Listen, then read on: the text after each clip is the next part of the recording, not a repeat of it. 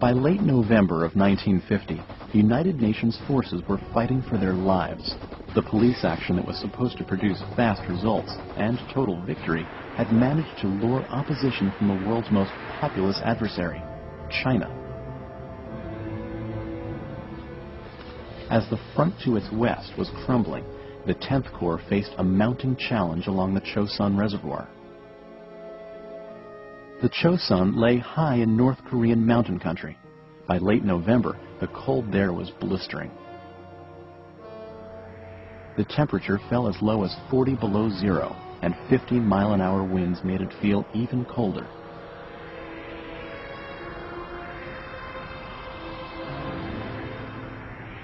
Everything the troops touched turned to ice, engine oil, gun breeches, morphine, and even their own hands and feet. The ground was so frozen that digging a foxhole was out of the question. One pastime to keep the blood flowing was a friendly snowball fight. This was certainly not the ideal place to spend Thanksgiving, but the troops made the best of it. For Thanksgiving, we were all served turkey and all the things that go with it. You had to eat fast because everything was turning cold. The gravy and then the mashed potatoes froze first. Boy, you ate fast. And all the time, the snipers were shooting at us. William Davis, hospitalman. Siberian weather and enemy insurgents had taken their toll on the troops. The men had worn the same clothes for weeks, and good meals were few and far between. Troops hardly slept in the sub-zero cold. But in true Marine fashion, they pulled themselves together and prepared to mount an offensive on November 27th. The soldiers were bracing for the worst, having heard the reports of Chinese overwhelming units to the west.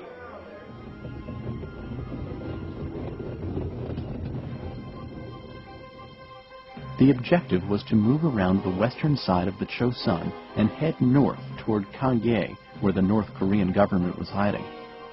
UN troops were concentrated in 4 positions. The front line lay at Udamni, where Marine regiments were preparing to lead the charge. South of there, 3,000 U.S. Marines were stationed at the base of the reservoir. Down at Koto-ri were 4,200 men, including some Army infantry and British Marines. On the east side of the reservoir stood another 2,500 GIs. Supply lines to these troops were in severe jeopardy, since units below them were already retreating to ports along the coast. But they were ordered to press on alone.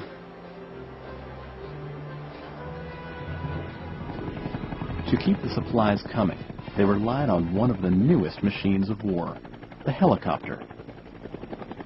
Choppers first appeared in World War II, but improvements to their design and stability made them indispensable in Korea, especially during that Arctic winter when ground transport was next to impossible. On the western shore of the Chosin, the Marines crept forward from Udamni and found a solid wall of Chinese waiting for them.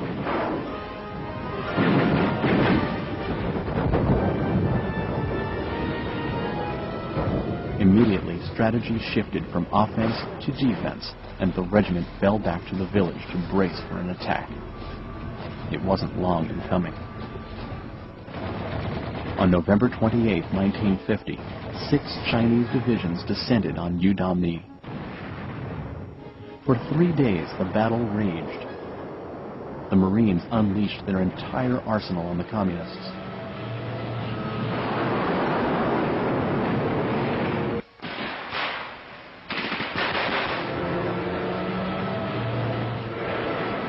The Marine Air Wing flew bombing runs from carriers out in the Sea of Japan.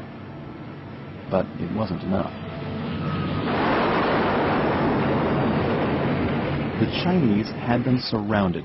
If these men were going to make it out alive, they would have to fight every step of the way.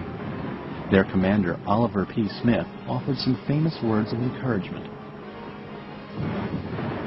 "Gentlemen, we are not retreating. We are merely attacking in another direction."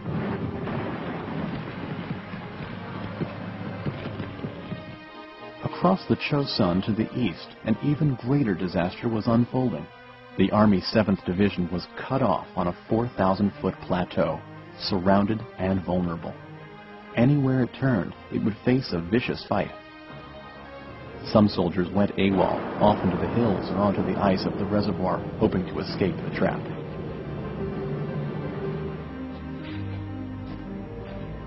A special task force was created to bore a hole through the Chinese and back to friendly lines. Task Force Faith took only enough trucks to carry the wounded and destroyed all the weapons it couldn't carry. It set out on December 1st. Enemy fire came from all sides. As if this wasn't enough to contend with, friendly napalm fell a little too close for comfort.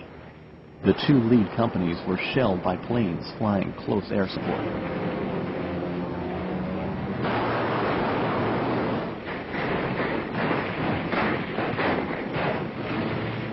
The task force came upon a village swarming with communists and was completely blocked.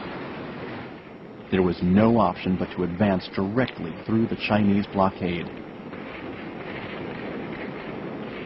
2,500 GIs entered the town. Only 1,000 made it through. Those that could dragged their fallen buddies with them.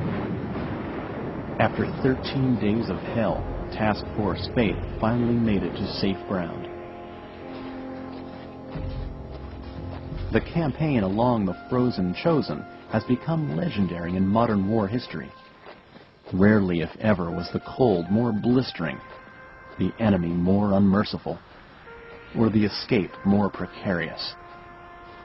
And the men who served there are joined forever in a brotherhood known as the Chosen Few.